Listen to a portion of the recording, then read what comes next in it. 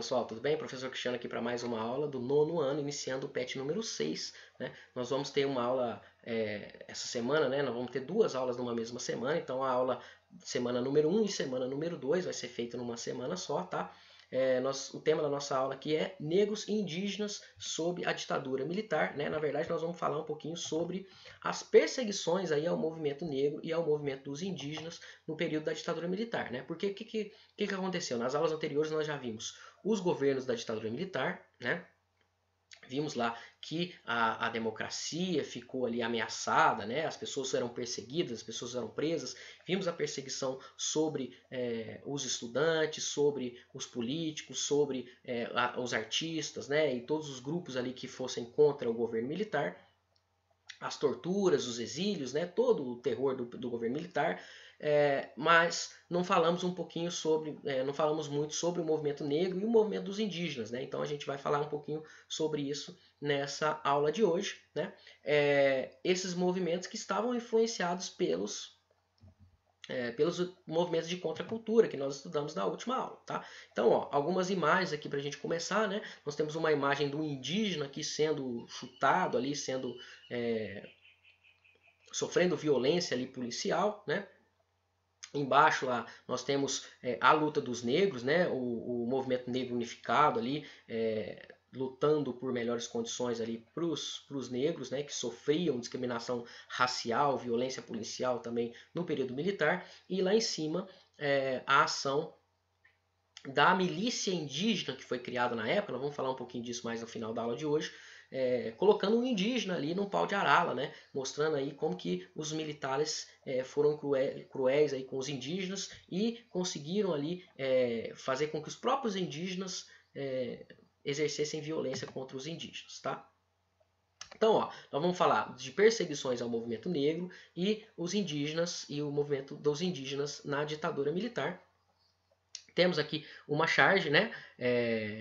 Tá falando ali, ó, um militar falando lá, torturas, mortes, nós já colocamos uma pedra sobre esse assunto. E aí a Comissão da Verdade falando assim, e o senhor se importa de nos dizer embaixo de qual pedra colocaram os cadáveres? Então é justamente isso, né? Essa aula de hoje nós vamos falar do movimento negro e da repressão aos indígenas e ao movimento negro pelos militares, porque em 2011, né, no governo Dilma, foi instituída a Comissão da Verdade. E o que a Comissão da Verdade fez? Ela investigou aqueles perseguidos políticos, aqueles desaparecidos políticos, né? Porque muitas famílias perderam seus filhos, perderam pais, perderam seus parentes ali, e pessoas que foram presas, sumiram, foram mortas e ninguém sabe onde que eles estavam, né? Então foi instituída uma comissão da verdade para que as pessoas tivessem uma resposta sobre isso, né? E aí nessas investigações da Comissão da Verdade, muitos documentos da época da ditadura militar foram vistos pela primeira vez, né? E aí porque os documentos estavam fechados, os arquivos estavam fechados, e aí começou a abertura desses arquivos, né? Tem muita coisa que ainda está fechada, mas esses documentos começaram a ser revelados e lá nós temos o registro de muitas barbaridades que foram feitas que as pessoas nem ficavam sabendo na época, mas que foram feitas a grupos sociais perseguidos. Não só os estudantes, né, como nós vimos na aula passada, não só as pessoas ligadas às esquerdas ali, mas também a grupos populares aí, como os indígenas e os negros, né? É claro que os movimentos de contracultura que nós vimos na aula passada, né, que começam ali na década de 60 nos Estados Unidos, que vão levar lá ao movimento hippie, né, o rock and roll, aquela música de contestação e tal, mas vai levar ao movimento negro, vai levar ao movimento feminista, vai levar ao movimento LGBTQI, né, a gente vai levar uma série de movimentos de luta por direitos aí, pela igualdade de direitos, né? E aí isso vai ter reflexos culturais aqui no Brasil também, e a gente vai ter movimentos que vão ser influenciados por esse movimento de contracultura, tá? Então, nós vimos nas aulas anteriores que a ditadura instaurada a partir de 1964, a ditadura militar, ela perseguiu, espionou e vai atuar também contra aí, o movimento negro na segunda metade da década de 70 e início da década de 80, tá? A Comissão da Verdade que eu estava falando para vocês, os documentos lá revelaram que os militares eles se infiltravam nesses grupos. Então eram militares infiltrados nos grupos para vigiar o que estava acontecendo ali, né? Então lembra quando eu falei nas aulas anteriores sobre o período da ditadura militar, né? Às vezes você estava conversando com umas pessoas, né? E aí você fazia uma crítica ao governo e de repente tinha uma pessoa infiltrada ali que já tirava tua foto, já fazia uma ficha sua lá no DOPS, né? E você passava a ser investigado e poderia ser preso a qualquer momento, né? Então isso aconteceu também com o movimento negro, tá?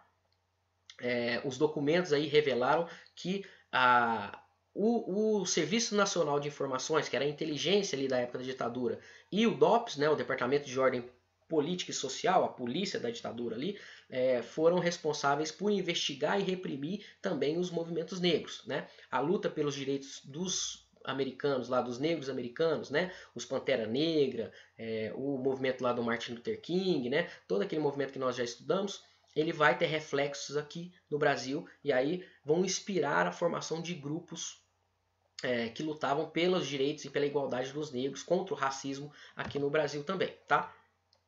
Um movimento importante que foi criado nesse momento é o Movimento Negro Unificado, tá? O MNU. Tá? Ele vai acontecer como reflexo de várias coisas que aconteceram no momento, né? Ele vai ser fundado numa grande palestra ali, né, na escadaria, uma grande manifestação na escadaria do Teatro Nacional de São Paulo, no dia 7 de julho de 1978, aonde vários grupos ali, né, de identidade negra que lutavam pelos direitos dos negros vão se reunir como reflexo do que estava acontecendo no momento, né? Porque alguns dias antes 4 jovens negros que eram atletas, jogadores de vôlei lá do clube de regatas do Tietê, lá em São Paulo, eles vão ser discriminados, foram tirados do time pelo fato de serem negros, né? E aí os grupos negros ali já vão se manifestar contra isso. Outra coisa que vai acontecer, um trabalhador, né, um cara que trabalhava na feira ali, chamado de Robson Silveira da Luz, ele foi preso, torturado e morto, acusado de estar roubando frutas ali. Mas na verdade ele foi acusado porque ele era negro, né? Então temos esse outro fato que acontece. E por fim, um operário chamado Nilson Lourenço, também negro, foi preso na Lapa e foi torturado e acabou sendo morto pela polícia. Então esses acontecimentos ali, tudo um atrás do outro ali no mesmo período, vão fazer com que os vários movimentos negros se unifiquem e fundam esse movimento aí, né, o Movimento Negro Unificado, com essa manifestação lá no dia 7 de julho de 1978. E eles vão criar esse movimento para quê? Para lutar, primeiro, contra a violência policial, e nós sabemos que até hoje nós temos uma violência policial muito pior aí contra os grupos dos negros, né? Nós vimos, e não só no Brasil, né? Nós vimos aí recentemente esse ano o George Floyd lá, que foi morto pelos policiais, aliás, um negro, né, que foi morto pelos policiais norte-americanos lá e que gerou toda aquela movimentação do Black Lives Matter, né? Em todos aqueles protestos. E no Brasil isso também acontece, né? A gente sabe que a maior porcentagem aí da população carcerária brasileira, né, das pessoas que são aprisionadas por qualquer motivo que seja, são negros, né? Que eles são vítimas aí muitas vezes do preconceito, né? Então eles vão lutar contra a violência policial, contra o racismo nos meios de comunicação, porque naquela época os negros não participavam aí da TV, não estavam, né, inseridos em nada, né, eles eram excluídos. A gente tem uma população negra muito grande no nosso país e eles não estão presentes, né, apenas recentemente começaram a aparecer mais na televisão, mas é difícil a gente ver um filme, uma novela, tal, onde os personagens principais são os negros, né, como eu já falei nas aulas anteriores. Então, eles estavam lutando por essa participação maior dos negros no mercado de trabalho, na comunicação e contra o preconceito salarial também, porque os negros recebiam menos do que os brancos, né, por uma mesma função, né? Ou às vezes os negros eram preteridos pelos brancos para ocupar as principais funções aí, né? E ficavam sempre com as ocupações de salários mais baixos, né? E de trabalho mais pesado, tá? Até hoje a gente sabe que o negro sofre aí com esse preconceito, com esse racismo intrínseco. Só que o grande problema era o seguinte: os militares daquela época eles defendiam o mito da democracia racial. Eles falavam que o Brasil, né, estava todo unido ali, né, que não tinha racismo no Brasil, que não tinha problemas no Brasil, né, que o Brasil era o país do futuro, né, aquela ideia ufanista aí que eu já falei para vocês. E inclusive usavam o futebol nisso, né? A Copa de 1970 lá, né? A grande figura foi o Pelé, e aí falando lá, tá vendo? Ó, o negro no Brasil, né? Ele é o grande herói, não sei o quê, negando o fato de ter racismo aqui no nosso país, né? Com esse mito da democracia racial, de que aqui todo mundo era igual, né? E a gente sabe que existem problemas, existiam e ainda existem até hoje, problemas de discriminação, de racismo no nosso país, mas a ditadura militar não queria que isso parecesse, né, para passar essa falsa ideia de que o país estava todo unido, né, que não tinha problemas aqui, e alegando também que esses grupos que reclamavam do racismo e tal estavam querendo atrapalhar a ordem social, né? Então,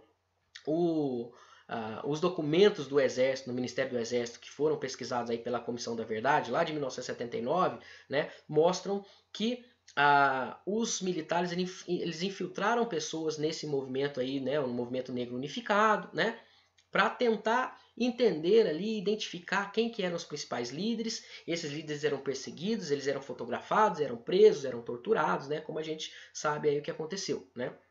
O teatro experimental do negro, né, que nós vimos na aula passada, do Abdido do Nascimento, foi perseguido também pela ditadura militar nesse período, né. O movimento negro de Salvador também foi outro foco de investigação aí dos militares lá do DOPS, né, e da inteligência dos militares, do Serviço Nacional de Inteligência da época dos militares, tá?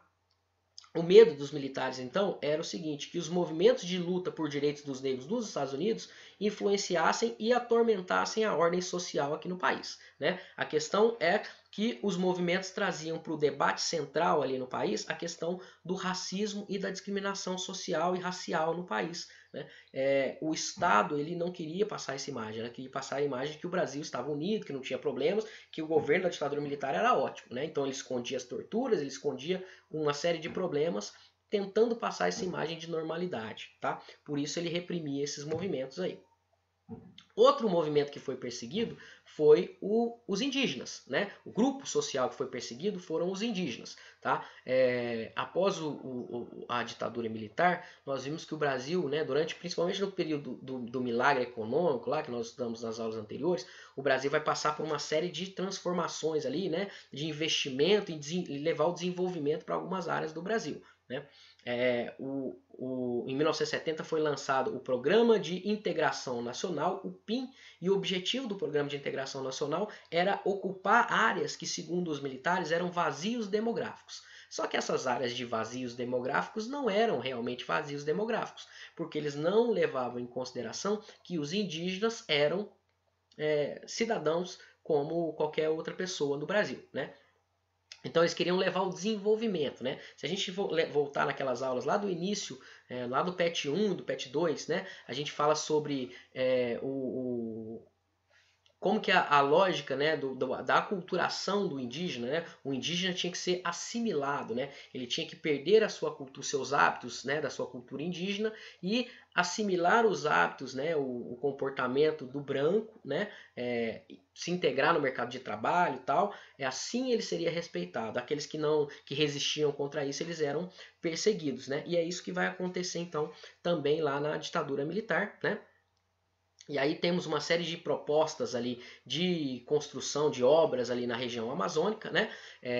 Como talvez a mais conhecida, a Transamazônica, né? Uma estrada que ligaria ali a região amazônica a João Pessoa, cruzando todo o norte e nordeste brasileiro, que nunca foi terminada, tá? Até hoje é a estrada lá de barro, né? De terra, como a gente pode ver nas fotos aqui embaixo, ó, até hoje ela tá assim, tá? Ela nunca foi terminada, mas foi uma grande obra aí para fazer essa ligação e a ocupação do interior do Brasil e da região amazônica ali, tá? Só que isso não levou em consideração os indígenas que viviam ali. Por exemplo, para a construção dessa estrada, dessa transamazônica, né, o Programa de Integração Nacional ele previa que 100 quilômetros de cada lado da estrada tinham que ser destinados à colonização, né? Então, grande área ali da floresta amazônica seria desmatada e seria transformada em área para ser explorada economicamente, né? E essa exploração econômica aconteceu com a abertura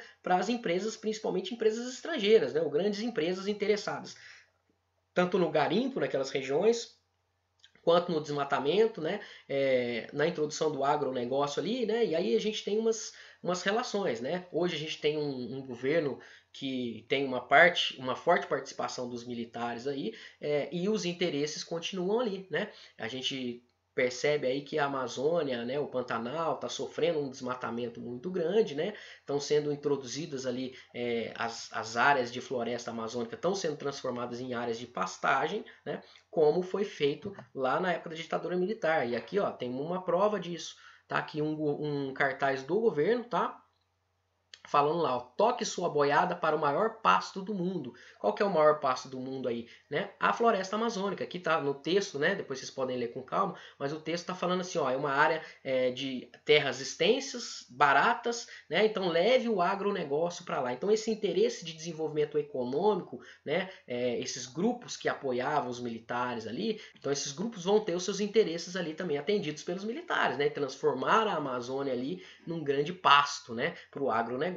Né, que eram os setores que apoiavam aí o governo militar. Então, vocês estão vendo aqui o que aconteceu. Só que o grande problema é que nessas áreas todas viviam comunidades indígenas. E aí você tem que perseguir, você tem que dizimar essa população, né? Então essa política de exploração ali da região amazônica, né, da construção de hidrelétricas, construção de estradas, né, anexação dessas áreas, transformar essas áreas em pasto e tal, todas essas políticas adotadas pelos militares não levavam em consideração que os indígenas viviam ali, né? Então a Transamazônica, por exemplo, afetou diretamente 29 comunidades indígenas que viviam na região, né, que muitas foram dizimadas ou tiveram que se mudar e ir para outras regiões, né? Essas populações indígenas, como eu já falei, eram vistas pelos militares com a lógica da assimilação.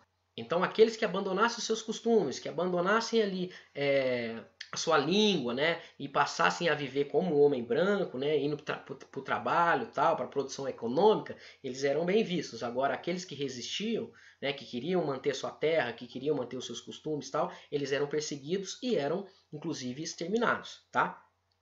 Os documentos e as investigações aí sobre o período militar, né, a atuação dos militares com os indígenas, revelou coisas terríveis aí, né?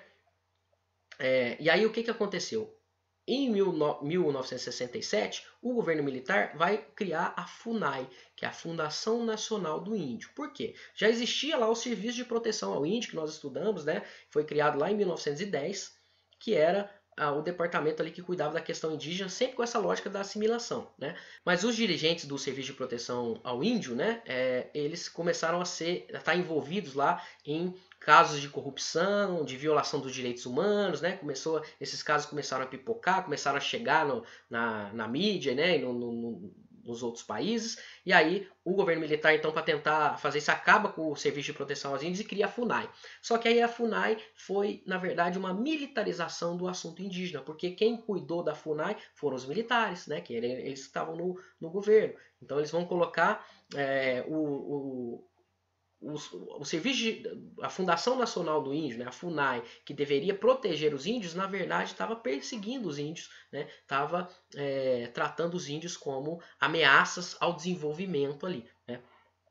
Então, embora o discurso, né, que criou a FUNAI se mantivesse lá voltado para a proteção e assistência aos indígenas, na prática a política indigenista foi militarizada, né, foi colocada a cargo aí da segurança nacional. Os índios foram vistos como ameaça ao desenvolvimento do país e por isso foram perseguidos, né. Como eu falei para vocês, para a construção dessas obras todas aí, várias tribos tiveram que abandonar o seu local de origem ali, né? Ou foram dizimadas, né? Inclusive, um caso que aconteceu no sul da Bahia ali, né? Os militares, eles propositalmente inocularam o vírus da varíola ali, né? Os índios não tinham anticorpos para a varíola, não tinham vacina de varíola e tal, e aí eles jogaram lá materiais infectados, né? De avião, jogaram materiais infectados lá para os indígenas foram lá, mexeram nessas, foram ver o que tinha caído ali, mexeram nisso, pegaram a varíola e dizimaram ali tribos inteiras nesse movimento, né? Então a população indígena foi alvo aí de operações de perseguição dos militares e de dizimação mesmo, né? Eles foram dizimados aí, tá? Uma pesquisa encomendada aí pela Comissão Nacional da Verdade, estima que pelo menos 8.350 índios foram mortos, né, num período aí antes da ditadura militar, lá em 1946 até 1988. Tá? Então, uma quantidade grande aí de indígenas sofreu. Talvez o maior exemplo disso aqui em Minas Gerais seja a presença do reformatório Krenak. O que foi o reformatório Krenak? Está errado aqui no título, tá, gente? É reformatório Krenak. Eu vou corrigir no PDF que eu vou enviar para vocês. Foi criado em Minas Gerais, tá? Na década de 60 ali, um reformatório, o nome era Reformatório Agrícola Indígena Krenak, tá? Teve um outro também que foi a Fazenda Guarani, que era o quê? Prisões, tá? Reformatório no sentido de prisão, onde qualquer indígena, né, seja do Nordeste, do Norte ou de qualquer outra região, até mesmo de Minas Gerais, que fosse considerada aí uma ameaça para os governos militares, eram presos e enviados lá para esse reformatório Krenak, né? Nós temos uma foto ali, né, dos indígenas presos ali nesse reformatório Krenak. Então, isso aconteceu lá no município de Resplendor, em Minas Gerais, tá? Ali quase na fronteira de Minas Gerais com o Espírito Santo, aonde foi criada então essa grande prisão ou esse centro de recuperação para os indígenas, mantido pela ditadura militar, a cargo ali da Polícia Militar de Minas Gerais também, aonde indígenas de todas as regiões do Brasil que fossem presos eram mandados para lá. E lá eles eram forçados a trabalhar, então tinha trabalho forçado, tinha torturas, né? Eles eram amarrados em tocos de árvore lá e eram chicoteados, ficavam presos, ficavam sem comida, né? Então, crimes hediondos aí foram feitos com as comunidades indígenas e eles acusavam eles de crimes como desacato ao chefe, né, do posto do FUNAI, né, ou de vadiagem, ou de consumo de álcool, qualquer coisa, né. Na verdade, os indígenas estavam lutando para manter as suas terras, eles foram condenados ali, chamados de criminosos, e foram levados para esse reformatório Krenak, onde sofreram essas torturas e milhares morreram, tá? Além do reformatório Krenak, né, depois eles foram transferidos para uma fazenda chamada Fazenda Guarani, tá? E outra coisa que foi feita foi a Guarda Rural Indígena, né, a GRIM, né, que está ali, ó, no título lá, as guardas rurais indígenas, foi o quê? Os militares recrutaram ali alguns indígenas, deram um treinamento militar para os indígenas e formaram uma guarda de indígenas para perseguir os próprios indígenas, tá? Então essa milícia indígena aí, né, aplicava técnicas de tortura nos indígenas, como a gente pode ver na foto. Aquela foto ali embaixo é da formatura do primeiro pelotão das Greens, né, da guarda rural indígena, mostrando ali 2 indígenas já com uniforme militar, que tinham passado pelo treinamento, levando um indígena amarrado ali no famoso pau de arara, né, que era uma das técnicas de tortura da ditadura usada na ditadura militar, né? Então, a formação das Greens e o que eles fizeram com os indígenas, né, e as pessoas que foram presas aí no reformatório Krenak, né, e também na Fazenda Guarani, até hoje permanece aí um mistério. Enfim, né, nós vimos na aula de hoje que o movimento negro, assim como o movimento indígena, também acabou sofrendo repressão aí pelas forças da ditadura militar. E assim nós encerramos a nossa aula de hoje, né? Façam as atividades. Lembre-se que além dessa aula, temos uma outra aula sobre o processo de redemocratização do Brasil, ainda fazendo parte aí da semana 1 e 2, né, do PET número 6, que será feito numa mesma semana, tá? Entre lá no nosso canal, se inscreva no canal, curta nossos vídeos, faça as atividades do PET e a gente volta, tem mais uma aula e assistam a próxima aula. Um abraço.